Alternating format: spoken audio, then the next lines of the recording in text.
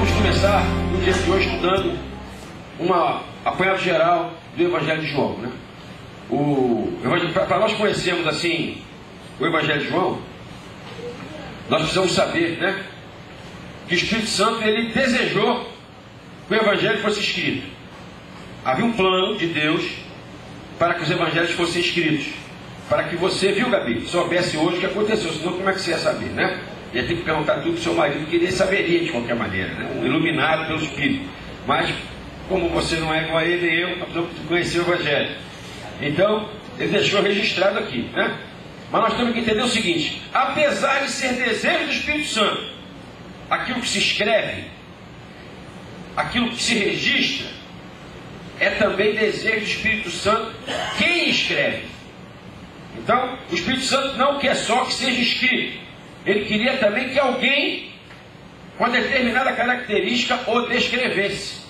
Então, quando nós lemos Evangelho segundo João, nós temos que primeiro entender que João conseguiu preencher as características necessárias para que Deus, através dele, registrasse a sua vontade. Se João não conseguisse reter na sua vida essas características, eu acredito que ainda assim teria o Evangelho aqui.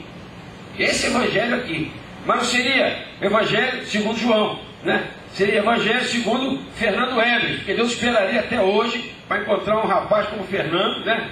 O rapaz é por nossa conta, né, colega? Né? O rapaz, como eu, né? Então, encontraria alguém, mas na verdade ele encontrou João. Por isso, foi muito importante para o plano de Deus a personalidade e o caráter de João. Então essa talvez seja assim o ponto-chave do nosso encontro essa manhã. Será que você tem permitido Deus moldar o seu caráter como João deixou?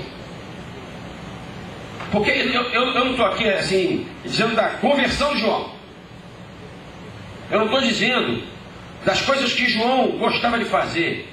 Eu estou dizendo que João, junto com essas coisas todas, ele permitiu que Deus moldasse o seu caráter. E é isso que eu estou falando para você. Quando eu pergunto isso, não há em mim assim uma espécie de ofensa ao seu caráter.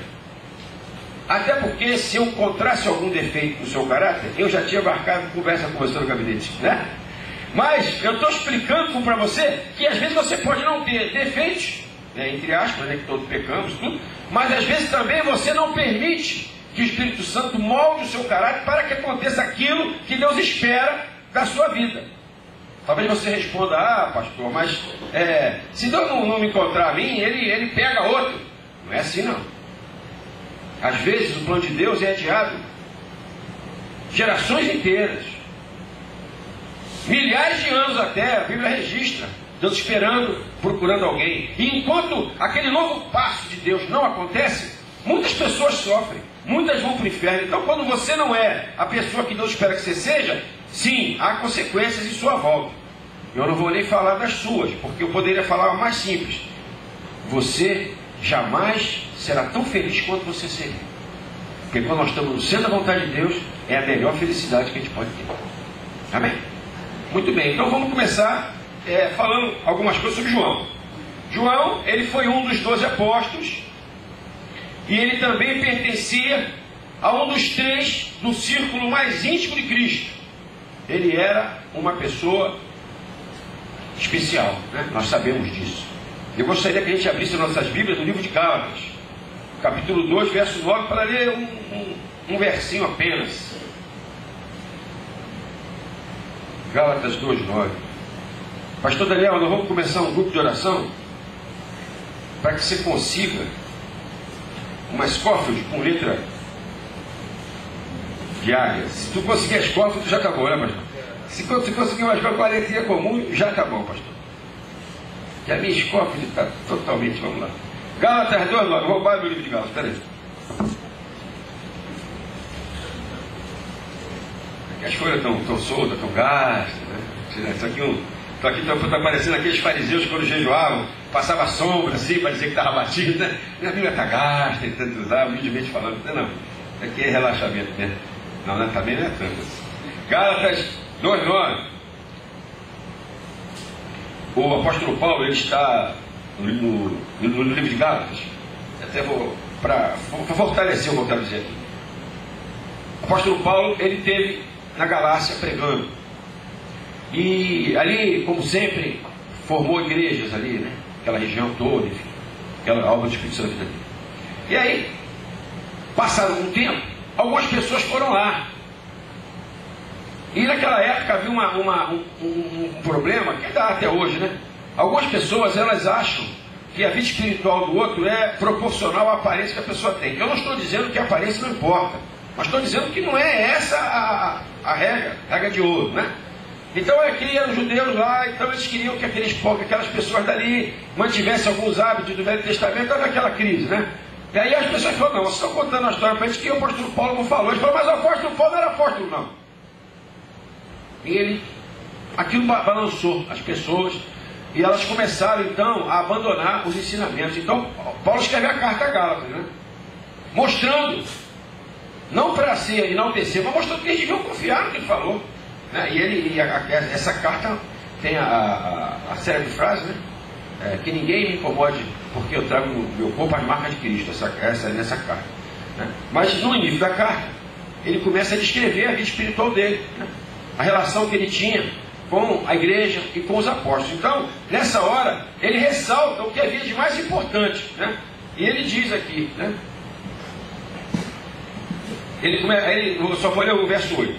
Pois aquele que operou eficazmente em Pedro para o apostolado da circuncisão, também operou eficazmente em mim, para com os gentios. Então ele está mostrando, assim como Pedro era o líder do trabalho do pessoal judeus, né?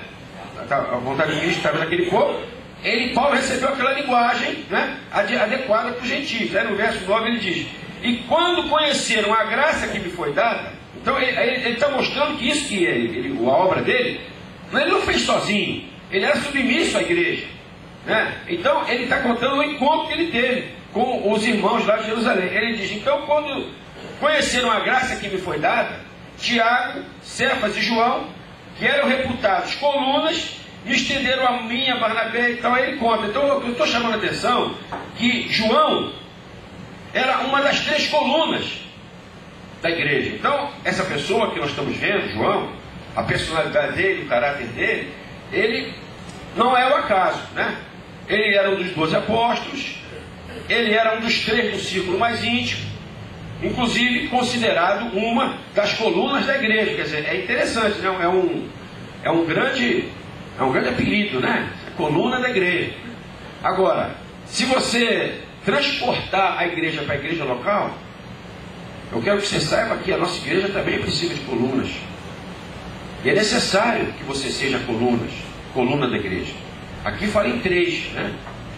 Mas a nossa igreja precisa de pelo menos umas 300 colunas, com certeza, né? Então eu quero que você saiba que uma das características de João que você precisa ter é que você seja uma coluna da igreja, porque é através dessas colunas que algumas coisas especiais acabam sendo feitas, né? Uma delas foi João, né? Uma das características de João tinha uma natureza explosiva. Quando ele se encontrou com Cristo, certamente ele deveria ter assistido aquele nosso curso de vida prática cristã, né? Mas não estava escrito ainda, né? Mas ele assistiu diretamente a Cristo, né? Ele tinha uma natureza explosiva, ele tinha algum conhecimento religioso, porque os hebreus eles tinham o hábito de estudar, né, o Velho Testamento, porque inclusive as leis civis eram as leis do Velho Testamento, então você tinha que saber para poder se portar, né? Então ele tinha algum conhecimento, não era considerado um homem culto. João não era considerado um homem culto, pelo menos no início da sua vida, né? Mais tarde, certamente, ele se tornou muito mais culto. Mas ele, na época que ele aceitou seguir o Senhor, se tornou apóstolo, ele não era um homem culto, mas tinha conhecimento religioso, né? Nós sabemos daquela passagem quando eles estavam indo para Samaria, e os samaritanos não receberam Jesus, e os samaritanos e os judeus eram inimigos, né? E ele então diz para Jesus que deveríamos orar para que viesse fogo do céu, como Elias um dia orou e veio. Então você nota que ele tinha conhecimento, né? Ele sabia bem, mas vamos fazer com o que Elias fez naquele dia. Então ele tinha conhecimento, né? Então ele tinha algum conhecimento, mas não era um homem culto. Ele era pescador de ofício. Ele era filho de Zebedeu e Salomé. Ele tinha um irmão muito proeminente, que era Tiago, que foi uma outra coluna da igreja, né? O Tiago também era um apóstolo. Ele tinha dois primos muito íntimos, que se chamavam André e Pedro, né? Pedro, a outra coluna da igreja, né? E André, um dos primeiros apóstolos, né? E, enfim, eu fico pensando, vocês não acham que aí a relação familiar dele tem uma certa importância para que ele pudesse alcançar o que ele alcançou? O que você acha, Mário? Sim, né? Já que dos dois irmãos, os dois eram coluna da igreja. Os outros dois primos, que eram como irmãos, um deles, além de ser uma das colunas, talvez uma das principais, já que Pedro, que proferiu aquela palavra que Jesus fundou a igreja, de que ele era o Messias, e o outro André, né? Então é interessante. Vocês acham, o que você acha, Neuza, dos pais de João? Eu disse para você o nome, Zebedeu e Salomé, e disse para você que ele e o irmão dele foram escolhidos como coluna da igreja, e o primo também, né? O que você poderia falar do caráter, assim, do temperamento da família dele? O que você acha? Não ouvi. Eles deveriam ser segundo o coração de Deus, né? O que você acha, Gabizinha? Você que está do lado do filmador aí, já se soubesse me maquiar, não cortei o cabelo esse ano. Aí estou cortando. Fala, filho. Mesma coisa, né? Mas o que você acha da postura natural deles, Marlene? Que eles tinham uma vida espiritual, senão os filhos não conseguiam, né? Ó, escutou o que o pastor falou aqui, né? A gente acha isso, né? Apesar de que não é 100% verdade, já que alguns de nós nos convertemos e nossos pais ainda nem se converteram, né? Mas a gente sabe que se a gente tiver uma vida espiritual, ajuda bastante, né? Agora, o que tu acha da vida natural? Talvez, o que tu acha do pai dele? Talvez fosse assim um grande sábio, né? Um sujeito discreto, assim. O que tu acha? Passaram uma boa coisa, né? Por exemplo, oi, irmão, não ouvi. Eles conseguiram, né? Por exemplo, tem uma passagem bíblica que você vê bem como a mãe de João era uma boa pessoa. Os apóstolos estavam caminhando com Jesus e ela chamou Jesus e falou com ele assim: olha, eu queria que meus dois filhos sentassem à direita e um à esquerda, que eu quero que eles sejam mais do que os outros apóstolos. E houve uma tremenda confusão, os apóstolos queriam brigar, cada um queria ser. Mas o que tu acha agora da Salomé?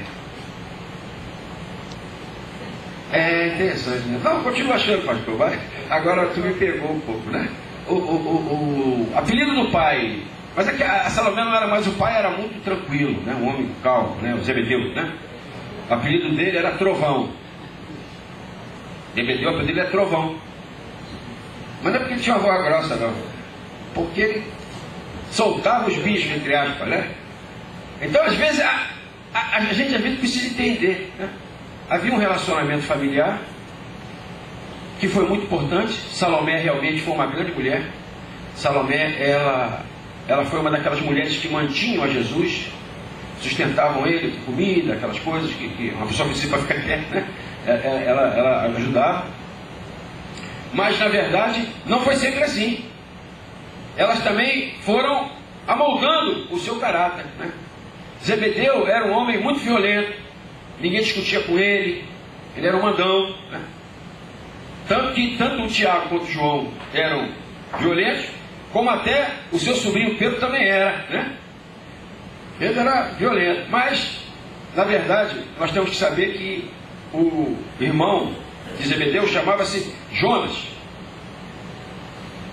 E aí, esse homem que a Bíblia não fala tanto, e que era sócio também, pescador, ele tinha uma característica muito boa.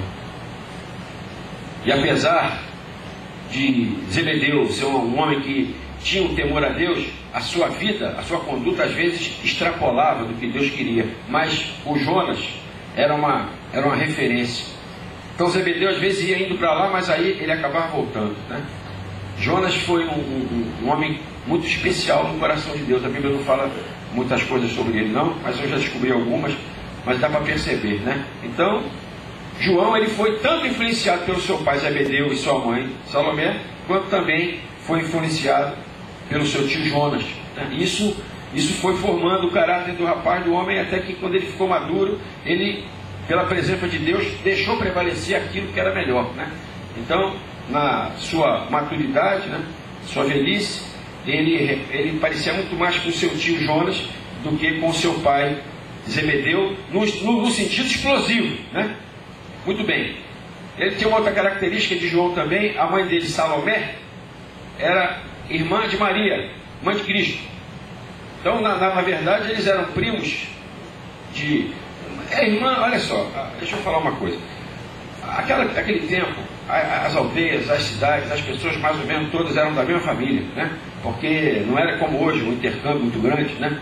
As mulheres naquela época sofriam mais. Vocês reclamam de falta de namorado, né? Tem mais mulher do que homem. Naquela época era pior, né? Naquela época era pior, né? Era pior. Você agora pode tentar, né? Deus pode abençoar sempre. Então, naquela época, as famílias casavam assim entre si, né? Então havia até às vezes uma confusão entre irmão e primo, né? Chama-se primo, mas era irmão, nosso irmão, mas era primo. Mas, claro que dá para você descobrir isso. Então, mas não é tão importante assim. O que nós temos que entender é que João, pelo lado do pai, ele era primo de Pedro e André, e pelo lado da mãe, ele era primo de Jesus e o pastor Tiago, e a família de Cristo, né?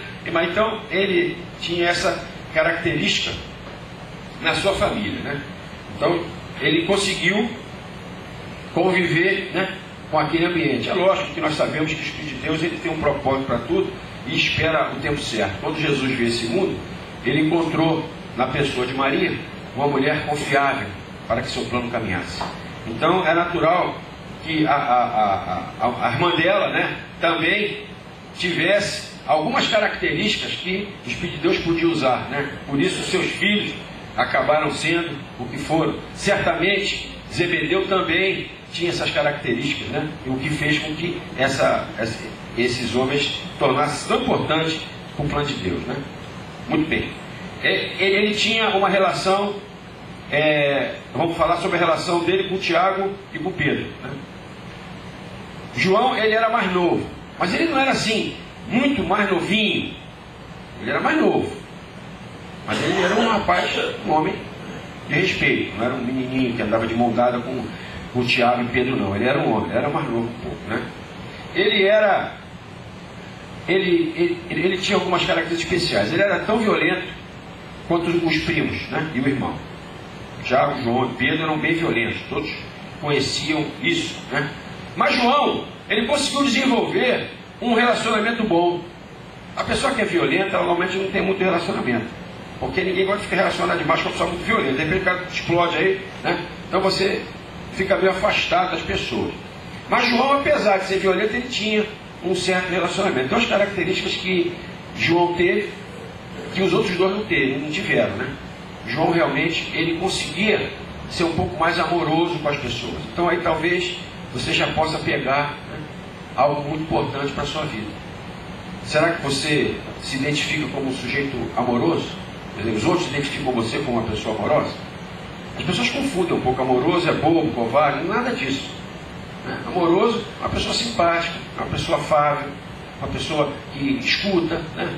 Então, Tiago e João, eles não tinham tanto essa característica quanto Tiago e Pedro, não tinham tanto quanto João. Então, naquele círculo mais íntimo, João, ele tinha essa característica.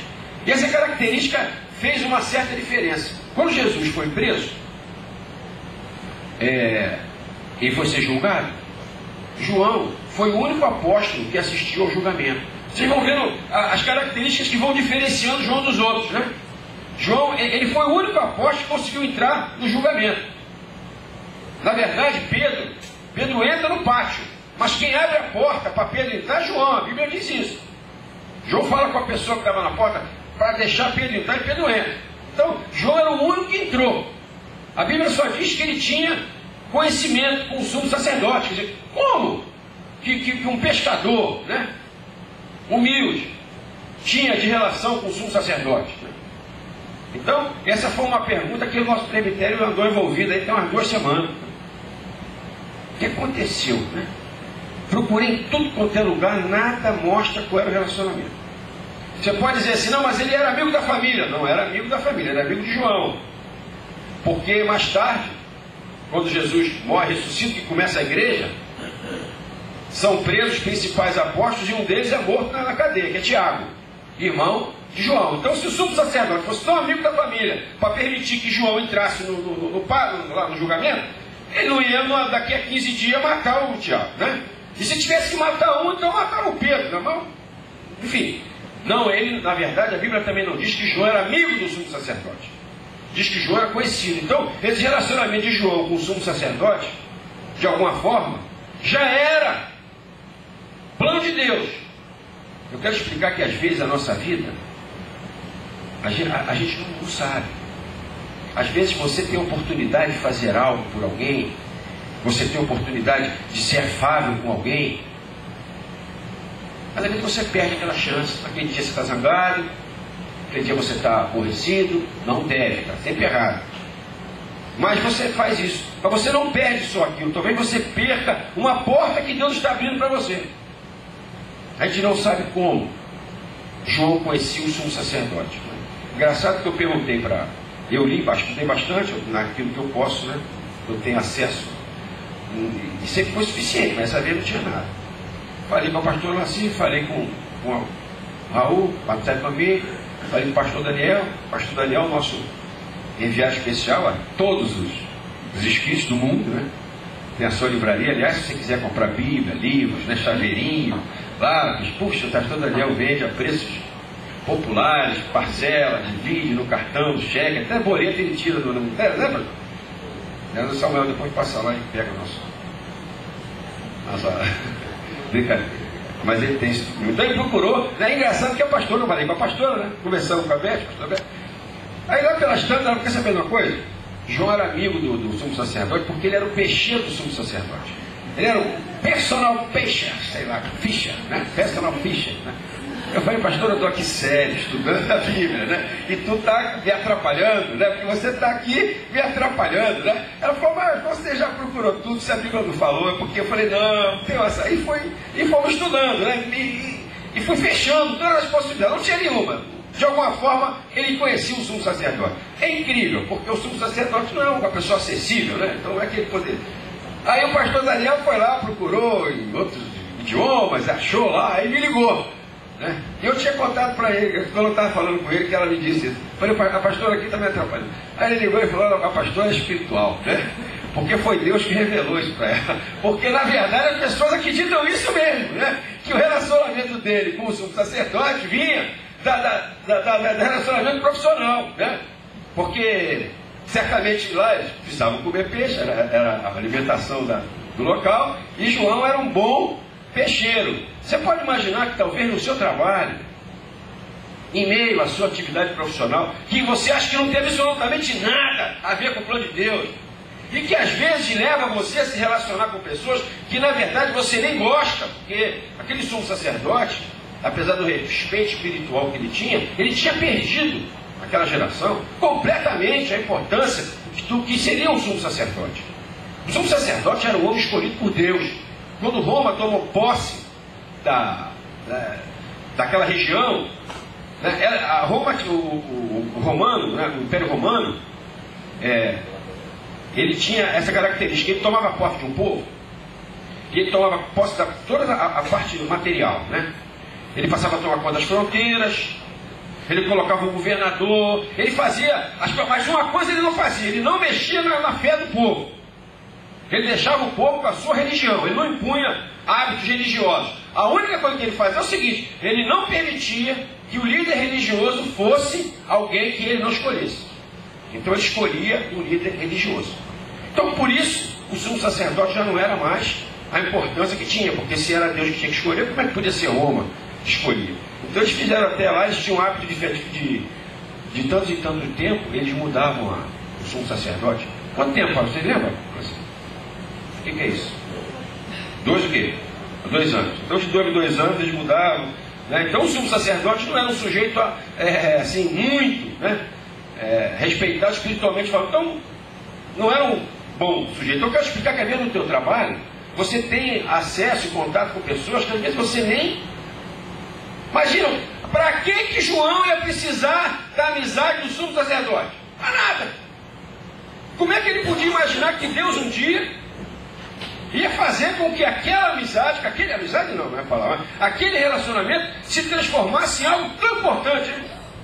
Às vezes nós fechamos portas importantes em nossa vida pela nossa falta de caráter, de personalidade, de acordo com a vontade de Deus. Então João não gostava dele, vamos dizer assim, era entre aspas até completamente separado, porque ele via Jesus, no Jesus o Messias, e o sumo sacerdote via em Jesus uma ameaça, né?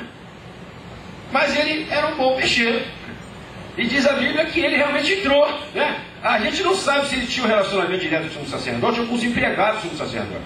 Eu não acredito que o sumo sacerdote ia lá no caixa comprar peixe. Eu acho que o sumo sacerdote mandava alguém, né, comprar peixe. E a passagem que a Bíblia descreve, ele descreve uma mulher que era empregada do sumo sacerdote, estava na porta quando ele manda vir para João. Então eu acho que ele de alguma forma era amiga dos empregados, né? Enfim, eu sei que João conseguiu a singularidade. Foi o único apóstolo a estar presente no julgamento de Cristo dentro da casa de Caifás lá. Porque Pedro, a passagem é o seguinte: João entra, que foi convidado. Qual é o número? Está acompanhando aí, pastor? É João qual? Eu não anotei aqui, eu não quero procurar. Procura para mim. Hã? João 18,15. Abre de João 18,15 para facilitar.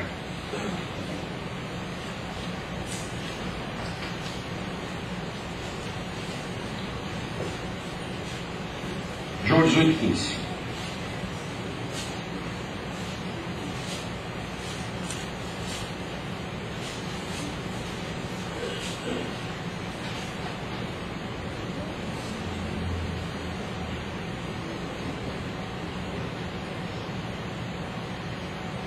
Vamos lá. Achamos? Simão Pedro e outro discípulo é ele, é João que está escrevendo, então ele costuma chamar ele do outro discípulo, né? Algumas pessoas até tentam dizer que esse outro discípulo era outra pessoa, mas já viu isso tudo, não é não, é considerado mesmo João.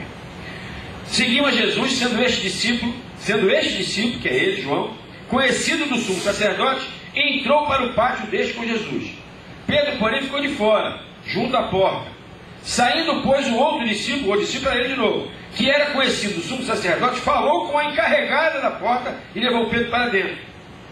Então, quero que você entenda o seguinte, João, mas na verdade, eu não vou ler tudo aqui não, né? Mas João, ele entrou na casa. Pedro ficou só no pátio. João entrou, né? Então, o julgamento, ele viu o julgamento. Viu do lugar onde ele podia, porque também aqueles ambientes eram ambientes que tinham limitações. Você não era sumo sacerdote, você era sacerdote, você não podia, mas era um pátio assim grande, né? Apesar de não estar próximo, só via, né? Então João ouviu ali, viu, mais próximo, foi o único que veio.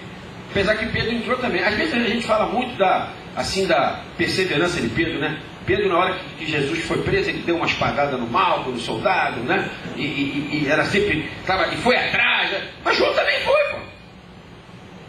Apesar de você não ver em João a violência que Pedro vê, você vê a violência de Pedro com João igual no início, lá no início. Mais tarde, João transformou aquela violência em determinação, porque essa é a grande coisa. Às vezes um sujeito é violento, mas no fundo o mal está usando a sua determinação erradamente. Você tem algo bom, essa é a luta espiritual. Deus coloca algo bom em você, eu vou ficar louco para pegar aquilo para usar para ele.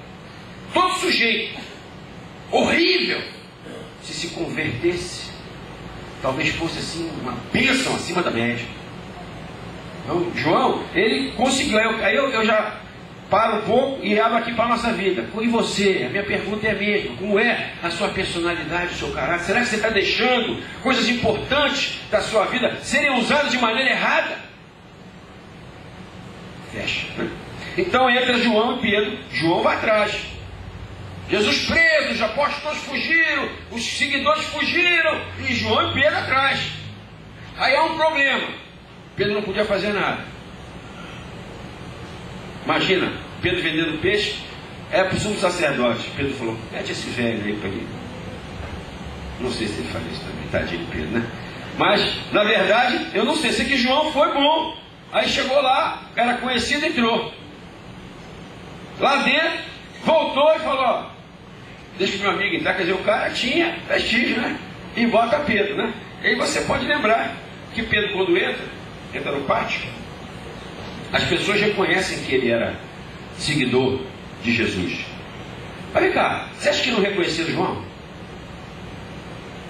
O que tu acha? Kátia, o que você acha?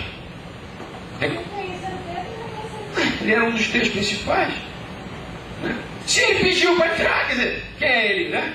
Interessante, né? E Pedro teve aquele problema sério lá no pátio, né? A pessoa fala para Pedro, Pedro, você estava seguindo Jesus. Ele fala, não conhece aquele cara não, pô, né? Aí diz que o mal que encontrou, que o sujeito que ele cortou a orelha, encontra com ele lá no pátio. Não tinha jeito. Ele até falou palavrão lá, uma opção de coisa lá, né? Mas João não. Então veja a personalidade de João. Ele certamente foi reconhecido, mas ele não se abalou não. Tu andava com ele, estava assim, pô, e foi embora. Às vezes, gente, a nossa assim, o testemunho da nossa fé é igual a de Pedro. Quando a gente quer falar de Cristo, a gente acaba falando mais mal da pessoa que não é cristã do que propriamente falar de Cristo. A gente gasta mais tempo dizendo dos problemas das pessoas que não são cristãs do que propriamente do amor e do poder de Cristo. Isso cria nas pessoas, às vezes, um pouco de raiva de você. João, pelo visto, não era assim. Eu estou fazendo uma pausa aqui, porque nossas crianças que estavam no retiro, estivemos aqui ontem, de manhã, 7 horas da manhã, para eles saírem para o retiro, estão chegando, né? Então está havendo um pequeno burburinho lá fora, e algumas mães já estão aqui loucas para se levantar, né? E a nossa diaconisa foi lá ajudar a outra que está vindo com as crianças, com uma bênção. Então, fechamos aqui. Então, voltando para João. Então, João, ele tinha uma capacidade boa, né? Um escritor bíblico, né? Poeta também. Ele diz que João caminhou ousadamente no meio da multidão. Ele descreve a caminhando. Então você perceba que João, ele tinha transformado a sua violência em ousadia de fé. Em colocar as coisas em paz. Então essa era uma outra característica de João. Ele entrou no julgamento de Cristo, botou Pedro para dentro. Uma outra coisa, um outro momento importante na vida de João, na cruz. Na crucificação, somente um apóstolo estava presente. João. E lá na cruz, recebe uma missão de Cristo. Cristo vira para João, né? E fala da mulher dele, Maria, né? Que lá na cruz estava Maria, mas Salomé, irmã de Maria, mãe de Jesus, mãe de João, estava também. E João estava com elas. Opa, outra característica. O cara era um bom filho. Às vezes, nós vamos crescendo. Nós não, já cresci, né? Mas eu também passei por essa fase. Às vezes a gente vai desprezando um pouco o que os nossos pais fizeram por nós. É difícil um filho, 20 anos, 17, 16, falar, puxa, eu estou agradecido pelas noites que meu pai passou em casa, dando remédio, eu estava com dor de cabeça, estava com febre. Eu não penso. Parece que João, ele tinha capacidade de entender isso. Então João também tinha essa característica, ele estava presente, foi presente na cruz. Você vê como é que João foi aproveitando as chances, né? Foi coisas, bom filho todo mundo podia ser, mas João era bom filho, mas também está na cruz, junto com Cristo, naquele momento tão difícil. E é perigoso, porque não era difícil só, é perigoso, o pessoal queria prender todo mundo, matar todo mundo. E ele ali ao lado, sempre ao lado, sempre ao lado, sempre ao lado, sempre ao lado, firme e saindo dos problemas, né? É isso que eu te digo, quando você faz o que Deus espera, Deus te capacita para tu vencer essa coisa. Ele não foi preso. Ele estava lá, presente, no momento da crucificação, recebeu de Cristo a responsabilidade de cuidar de Maria, sua mãe, já que naquele momento seus outros irmãos não tinham ainda a experiência da conversão, mas logo depois tiveram, já que Tiago, seu irmão, foi o primeiro pastor, mas quem cuidou mesmo de Maria foi João. Depois João vai morar em Éfeso e a Maria vai com ele. E lá é o fim da vida de Maria e João em Éfeso.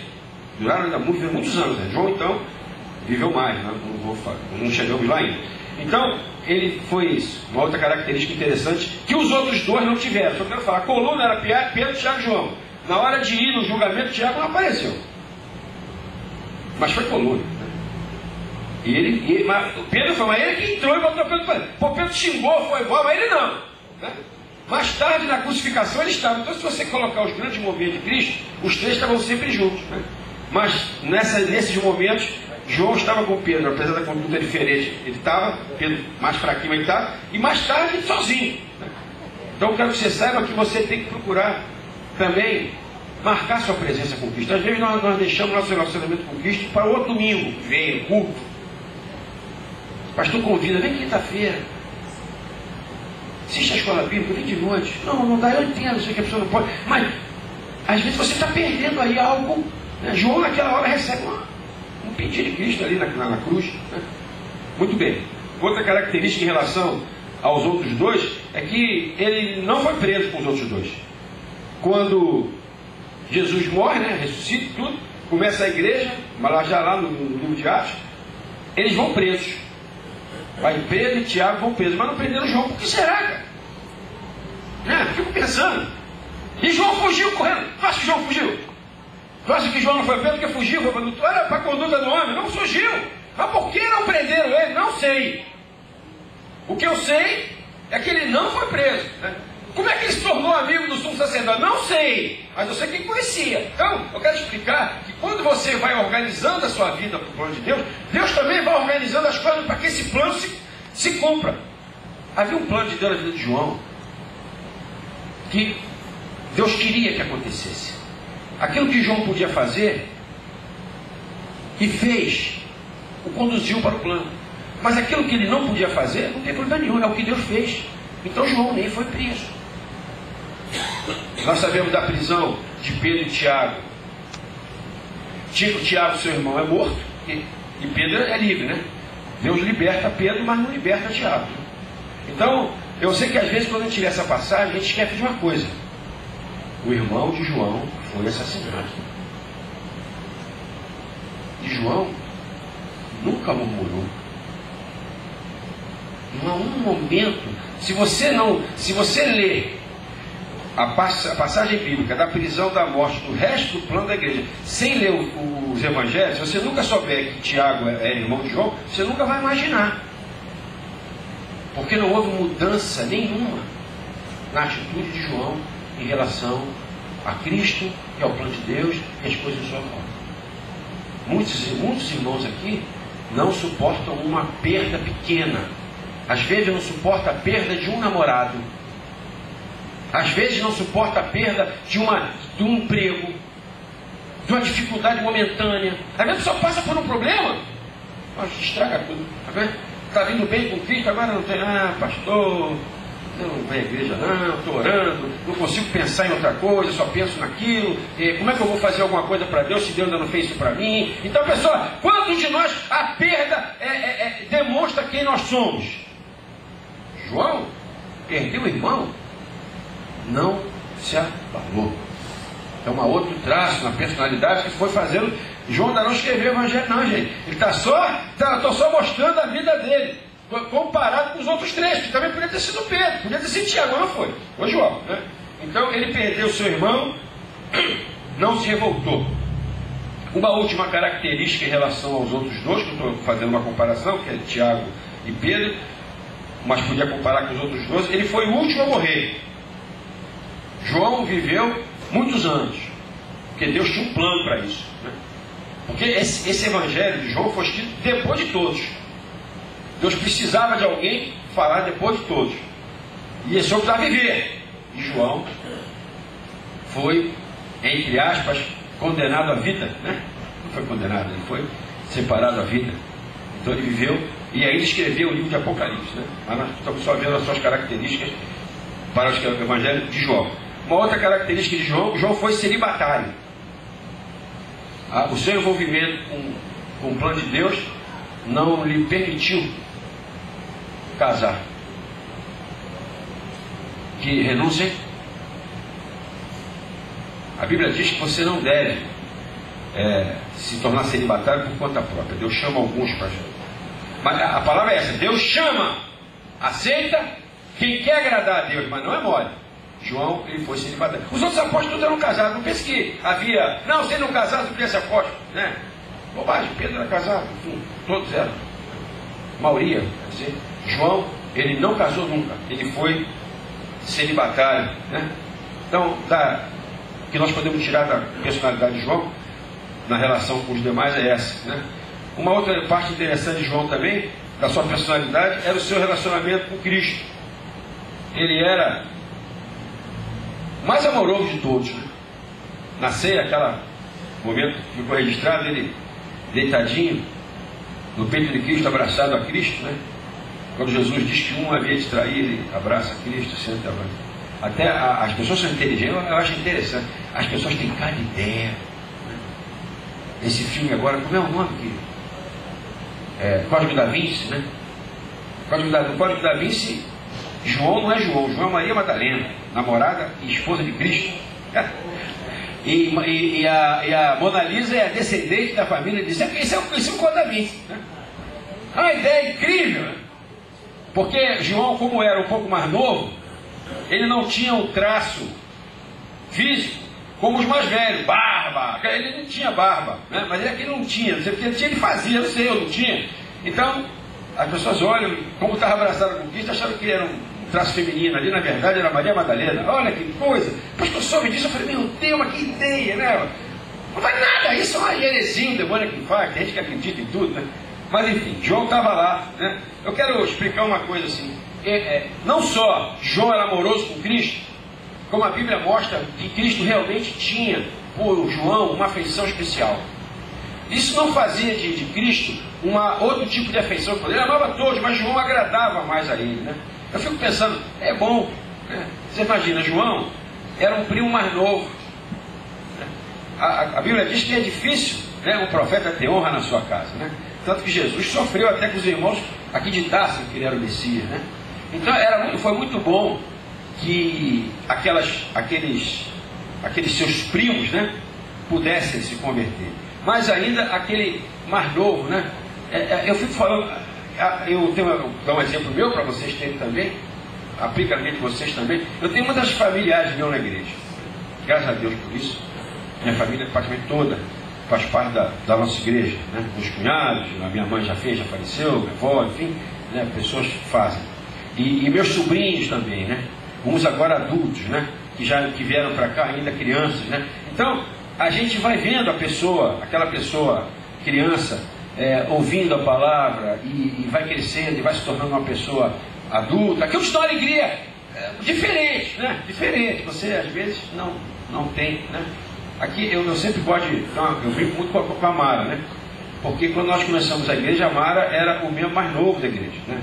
Ela era mais novinha lá na época. Continua que ela não passou idade nenhuma. A Mara conseguiu, igual o João, quer ficar com 17 reais da vida, se Deus quiser, tu não faz nada, ela ficou, né?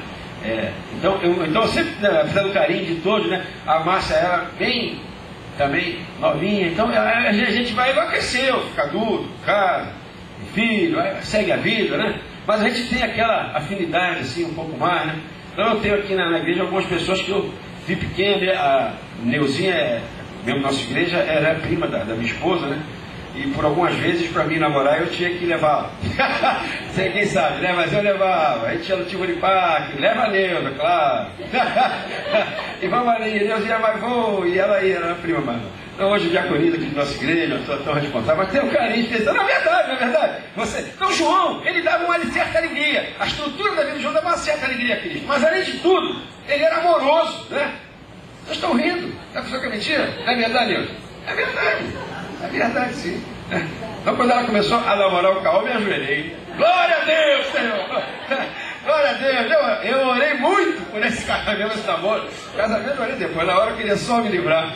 Não queria não, era legal, ela não contava nada. Porque também não tinha nada para contar, né? Que é isso, pastor? Tá, o justo dia que está filmando, falava, pai, vamos em frente, né? Então, ele de todos, ele era o mais amoroso com Jesus. Então, isso forma a personalidade de alguém que o Espírito Santo pode contar. Você tem que entender que você deve ser uma pessoa de confiança no Senhor. Está ali. Às vezes o plano de Deus não dá certo no lugar e ele corrige na hora. Ah, mas Deus sabe tudo. Tá bem, então ele sabe tudo. Mas acontece então assim. E aí ele procura alguém ali. Quem? Você está na hora certa, no lugar certo. João se preparou para ser essa pessoa. Sem que fosse assim um grande, não, eu vou fazer porque eu vou escrever. Não, nunca pensou. Então, depois então, os evangelhos foram escritos. Primeiro foi escrito o evangelho de Marcos.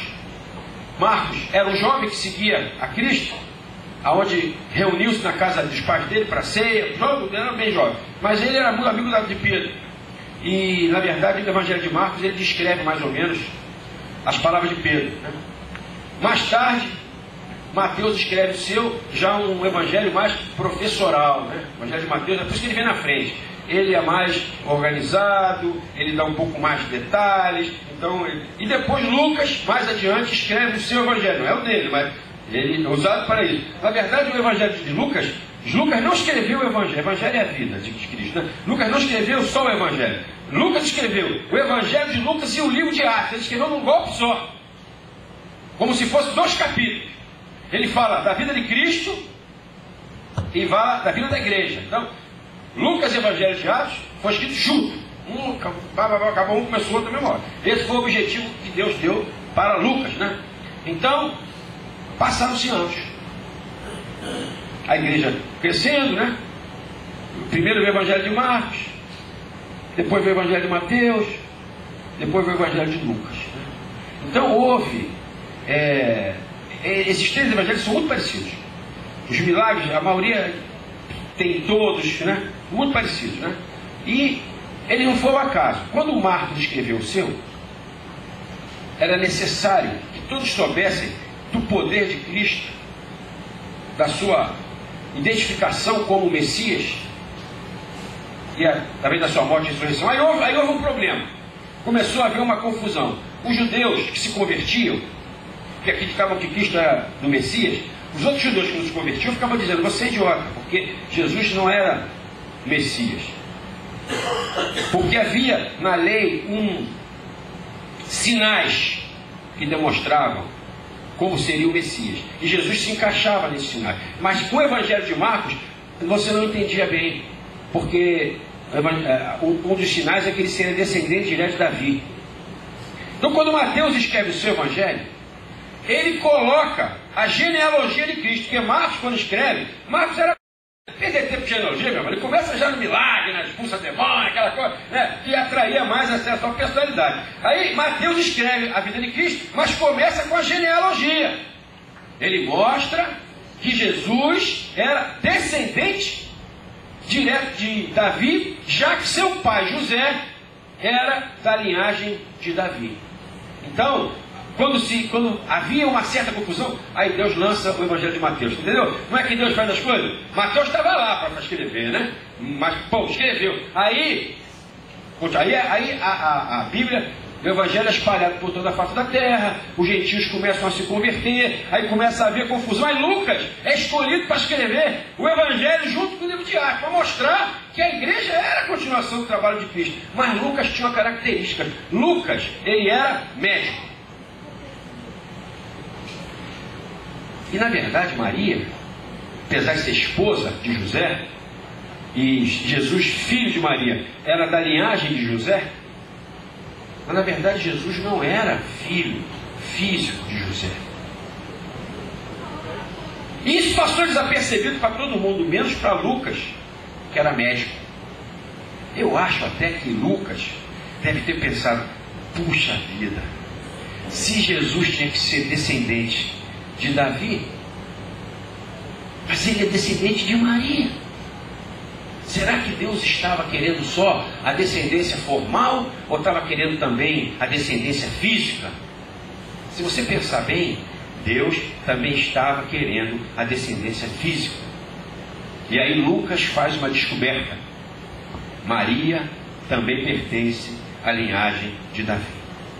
Então, se você olhar no Evangelho de Lucas, a genealogia de Cristo, ele passa por Maria. Então, vocês vão vendo como é que as coisas foram acontecendo. Primeiro o Evangelho sem falar da genealogia, depois o Evangelho legalista, né? O Evangelho não é legalista não, mas com essa característica, mostrando que ele era descendente de Davi porque era filho de José, e depois o Evangelho de um médico, mostrando que além dele ser legalmente descendente de Davi porque ele era filho de José, ele era sanguineamente descendente de Davi porque Maria era descendente de Davi. Então a diferença, se você ler a genealogia, essa é a diferença. A diferença do Evangelho de Mateus com o de Lucas é que Mateus traça a genealogia até Abraão pela vida de José, e Lucas traça até Abraão pela vida de Maria. Aí passa um tempo, aí o mal prepara outro ataque, né? Coletivo, ele faz ataques coletivos. Quando você não vê, as pessoas começam a ter hábitos coletivos, assim, falando, não, antigamente não era assim. Ele prepara coisas coletivas, e Deus então vai no contra-ataque, né? Vai resolver, né?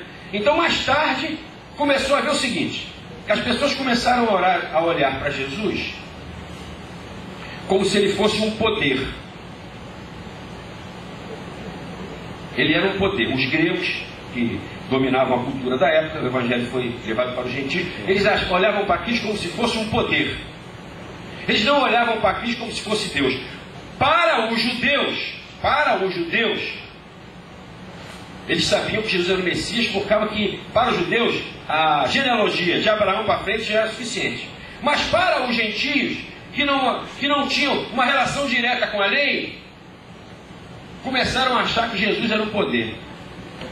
Então as pessoas, olha, eu vou te contar, hoje é um pouco assim. Eu conheço muita gente que busca Cristo não como Filho de Deus, busca Cristo como um poder. Por isso que a pessoa vem à igreja, vai no centro espírita, compra uma porção de cristais, faz uma porção de... Quer dizer, ela está tirando para tudo quanto é lado. Mas Cristo aceita a gente, cara. Cristo é bom. Não, se não me reconhecer como Messias, eu não te abençoo. Se fosse assim, o mundo já tinha acabado. Cristo abençoa. Mas Ele quer que você o aceite como filho de Deus, porque isso dará salvação eterna para você. Um dia esse mundo vai acabar. Para te abençoar aqui, eu acho que se você reconhece Ele como Messias, você consegue receber mais bênçãos, porque você vai estar no lugar certo, vai ter fé. Mas mesmo que tu não conheça, eu acho que Jesus dá bênçãos coletivas. De vez em quando o mundo consegue descobrir uma grande vacina, né? Penicilina foi descoberta. A penicilina foi uma descoberta, né, do século passado. Foi como? Acaso, o cara estudioso, pesquisava, fazia, botava experiência, botava os meios. Aí um dia ele cansado, saiu e deixou a janela aberta. Aí naquele dia que está a janela aberta, entrou não sei o que lá, e depositou na experiência, ele descobriu dali para frente, descobriu a penicilina também. Se ele não estudasse tanto, ele não teria descoberto, né? Mas que coincidência, né? Que abençoou tanta gente. Acho que Deus, de vez em quando, ele vai abrindo a mãozinha mesmo. Mas então, chegou-se ao ponto em que as pessoas acreditavam assim: Cristo era o Messias, descendente de Abraão. Mas Jesus não era um ser espiritual. Então o que a pessoa achava? Que quando Jesus se batizou com João Batista, que o Espírito Santo se manifestou através da pomba, as pessoas achavam que o Messias entrou no corpo de Jesus. E durante 3 anos, tudo que Jesus fez não era Jesus, era o Messias. Na hora da crucificação, o Messias voltou para o céu e Jesus morreu. Começou isso aí, ó. Aí nessa hora, né, surge o 4º evangelho, um pouco diferente dos outros 3. Aí chamam assim, evangelho espiritual. onde Cristo, apesar de relatado ali seus milagres, né, o seu poder, ele é mostrado como um ser espiritual. Como em todo momento, Jesus era o Messias. Sempre foi. Né? Por isso, o Evangelho de João começa com a genealogia de Cristo, não de Abraão. Ele começa a genealogia de Cristo em Gênesis. No princípio, era o Verbo. E o Verbo estava com Deus. Então, vocês entenderam? Primeiro, não se tratou de ligar Cristo com a lei. Depois, Mateus ligou com a lei, trouxe para a lei a genealogia através de José. Lucas foi mais fundo, trouxe, além de José, também Maria. João foi muito mais profundo, ele trouxe a genealogia para o céu. No princípio, era o Verbo, haja luz, e houve luz. Todas as palavras de Cristo eram o Verbo, então ele estava lá no céu, né? E aí ele diz, e o Verbo se fez carne e habitou entre nós, e vimos a sua glória como o unigênito do Pai, o único Filho. E aí começa o Evangelho de João. Esse é o motivo pelo qual João escreveu o Evangelho. Eu li algumas coisas interessantes que na época todos percebiam, todos os cristãos percebiam que faltava uma informação para que a igreja caminhasse. Nessa época, João era velho. Todos os apóstolos tinham morrido. E João tinha um caráter maravilhoso. Todos da igreja, todo mundo, do mundo, reconhecia nele esse caráter. Então eu li que as pessoas pediam a ele para ele escrever o Evangelho. Engraçado que o Evangelho de Marcos, Mateus e Lucas foi uma inspiração do Espírito Santo só. De João, além de ser uma inspiração do Espírito Santo nele, foi uma inspiração do Espírito Santo coletivo, mas todo mundo sabia que aquilo ia brotar. Então João não escreveu o Evangelho como as pessoas pediram. Eles não pediram como. Estou explicando que João escreveu o Evangelho convidado por Deus, né? Mas ao mesmo tempo era em volta as pessoas espirituais notavam que ele o faria. Então ele faz o Evangelho, o princípio era o Verbo, eu estava com Deus, e começa a descrever as passagens de Cristo, sempre mostrando a sua espiritualidade. O Evangelho de João é interessante, ele não tem parábolas, ele não tem nenhuma parábola, ele descreve sempre as palavras de Cristo, afirmações diretas de Cristo, que é para ficar bem claro, né, o que Cristo falava. Porque a gente lê uma parábola e tira muitos ensinamentos para a nossa vida, mas os endemoniados também tiram uma opção de ensinamento maluco para a vida dele. Então, como se tratava do momento que o Espírito de Deus queria mostrar a divindade do Senhor, ele usou as palavras diretas dele, né? Ali nós encontramos aquela experiência com Nicodemos, né? Que Jesus fala diretamente do advento do Espírito Santo. O vento sopra onde quer, você não sabe para onde vai, nem de onde vem. Assim também é o Espírito de Deus, você não consegue enxergar, mas ele apresenta de afirmação direta, já evitando que daqui a pouco eu vou dizer que o Espírito Santo não existe. João matou 2 coelhos com a cajadada só, né? Ele tem 8 milagres, 4 desses milagres só tem no Evangelho de João. É a transformação da água em vinho, que aconteceu no início do ministério, não tinha nem ali os apóstolos todos presentes, talvez, mas João, primo, morador da cidade, né? Estava do lado, colega, né? Estava do lado, né? Então, viu, relator. Ele fala do paralítico de Betesda, ele mostra que Jesus foi até lá e o curou. Ele fala da cura daquele cego de nascença e fala da ressurreição de Lázaro. São os 4 milagres que somente João fala, e você observa, né, que eles, apesar de serem retumbantes, já que milagre sempre é retumbante, né, eles expressam um pouco mais a espiritualidade de Cristo, né, a presença do Senhor, né. Na verdade, o motivo do Evangelho de João está em João 20, vamos ler, verso 30 e 31. Na verdade, fez Jesus diante dos discípulos muitos outros sinais que não estão escritos nesse livro. Veja, esse é um pequeno detalhe, né? As pessoas estavam muito mais ligadas nos milagres que Cristo fez e assim pensando, bom, se Cristo fez esse, ele pode fazer aquele. Curou cego, então ele cura cego. Isso estava acontecendo na época, sabe? Se ele acalmou a tempestade, então ele pode acalmar a tempestade. Se ele fez um paralítico andar, ele pode fazer. Então, tá bem, isso é verdade, mas também tem milhares de coisas que não estavam escritas aqui que poderiam acontecer na sua vida. Então, ele escreve isso aqui. Na verdade, Jesus fez diante dos discípulos muitos outros sinais que não estão escritos nesse livro. Ele está dizendo, então, não há limite para o poder, para o milagre. Aí no verso 31 ele conclui: estes, porém, que ele escreveu, foram registrados para que creias que Jesus é o Messias, é o Cristo, o Filho de Deus, e para que crendo nele tenhas vida em seu nome. Essa é a finalidade do Evangelho de João. Durante as próximas semanas, nós estaremos estudando o Evangelho de João, dividido em classes, e como sempre os professores estarão retirando daquela passagem um ensinamento, ou 2 ou 3, e você junto, né, com a aula participativa, ensinamentos para a sua vida prática, no dia a dia. Vai estar, você que já estudou vai ser melhor ainda, mas se você não estudou os outros evangelhos vai ser ótimo também. Haverá sempre uma comparação com os outros evangelhos, e nós assim vamos continuar seguindo a vontade do Senhor em nossa vida, né?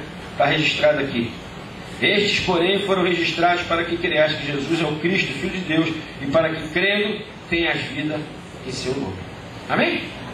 Essa manhã, a personalidade de João, a sua preocupação e mais tantos ensinamentos que certamente o Espírito pode trazer a nós, venham fazer parte de nossa vida e nos tornar verdadeiramente uma nova criatura, assim como fez com João. Amém? Vamos orar então a Deus. Muito obrigado, Senhor, por essa manhã, onde mais uma vez juntos aqui podemos estar aprendendo um pouco mais da Tua Palavra, podemos estar relembrando a importância de organizarmos a nossa vida segundo a Tua vontade. Podemos observar como é necessário que às vezes temos que retirar de nós algumas coisas que não deveriam estar ali, algumas atitudes que brotaram fruto de experiências em nossa volta, para substituí-las fruto da nossa experiência contigo. Ajuda-nos também a frequentarmos a Tua classe dominicalmente.